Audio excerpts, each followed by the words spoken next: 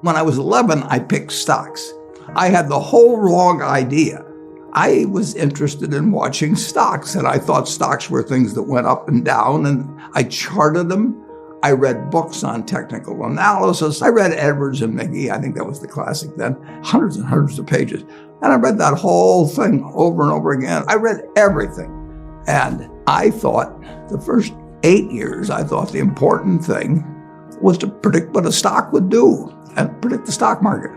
And then I read Ben Graham, when I was 19 or 20. And I realized that I was doing it exactly the wrong way, but it didn't hurt that I had that background and everything.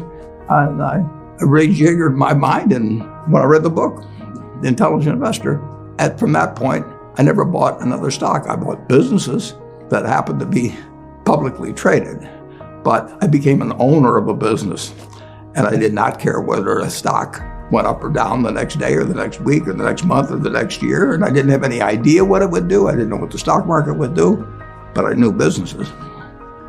I'm a bright guy who's terribly interested in what he does. I've spent a lifetime doing it, and I've surrounded myself with people that bring out the best in me, and you don't need to be a genius in what I do.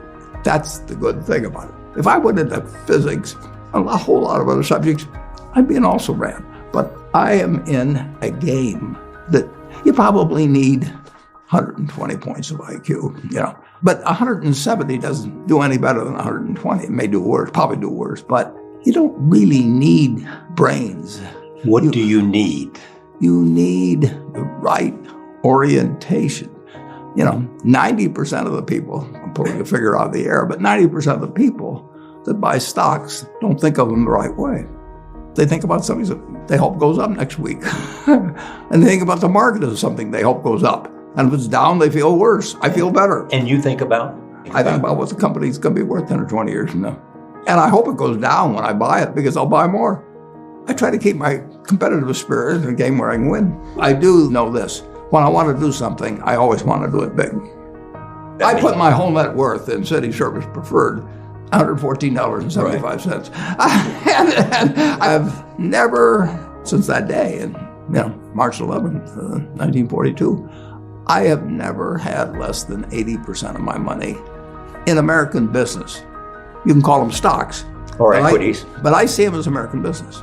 I've owned a piece of American business, at least 80% at all times. I don't want to own anything else. I want to own a home and things my family wants and all that. But owning 5 homes doesn't mean anything to me, because I'm going to be happy in one home, and there's a certain amount of things that go wrong with everything. And if I got 2 homes, I know I've got more problems and I don't have more happiness. What brings you the happiness? What makes me happiest is what I'm doing. I enjoy 2 things about it. One, I know I'll win over time. That doesn't mean I'll beat everybody else or anything like that. But I'm in a game that's very, very, very easy if you have the right lessons in your mind about what you're buying. I'm not buying stocks. I'm buying pieces of overwhelmingly American business. And I'm happy when I'm doing it.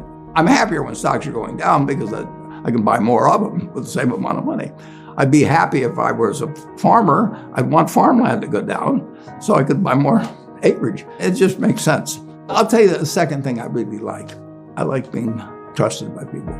I would rather do what I do with partners than do it sitting in a room myself, even though I might make more money that way. Let's pretend there is no stock market. Let's say I had to buy these privately, like you buy a farm privately, like you buy an apartment house privately. They're investments. So you're looking to say, what can I do with money I've saved to put it away so I feel good about getting it back later under any circumstances, but not necessarily on a given moment. But if I have a farm, it's going to take me a while. But people would be so much better if they actually didn't have a stock market in terms of buying businesses. The United States economy, and it's very easy to look at the statistics on it. I mean, more people, a greater percentage of the American population is wealthy now, or having more income now than they've ever had.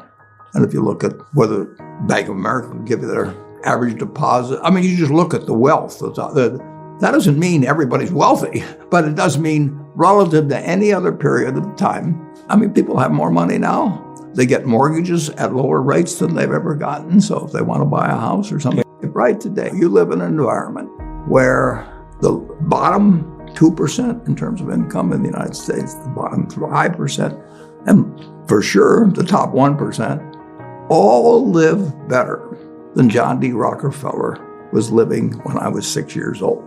John D. Rockefeller was the richest man in the world. And today, you can get better medicine, better education, better entertainment, better transportation. You can do everything better than he could. It's astounding. That's in my lifetime.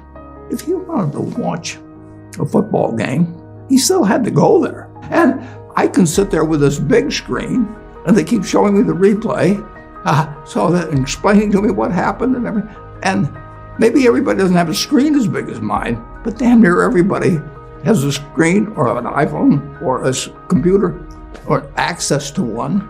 And they have access. When I was born, the dentist didn't use Novocaine. So there has been progress, obviously. Oh, And nowhere more than in the United States. there's no country that's done what our country's done. If you go back 3 of my lifetimes, you're looking at less than 1% of the world's population, closer to half of 1%, are sitting in this land. They don't work harder than people in all the rest of the world. I mean, in terms of hours of unpleasant labor, everybody's got hours of unpleasant labor in those days practically. They don't come laden with gold and, they are half of 1%. And they work the same hours, they got the same IQs. They may be a little self-selected in terms of enterprise, in terms of going across oceans and things. And fast forward a couple of lifetimes, and they've got 20% plus of all the bounty in the world. I mean, that is something that has worked like nothing. Just imagine that. If you've gone to anybody, Constitutional Congress, in 1789, if you go to any one of the representatives there, and you said, I want to tell you what this place is going to look like, in 3 more of your lifetimes, your great-great-grandchildren are going to be flying in the skies, they're going to be watching sports all over the world, they're going to be entertained, their medicine. They'd have held you off to a lunatic society of what he's doing. He's getting 50 cars and he's getting a whole bunch of little claim checks.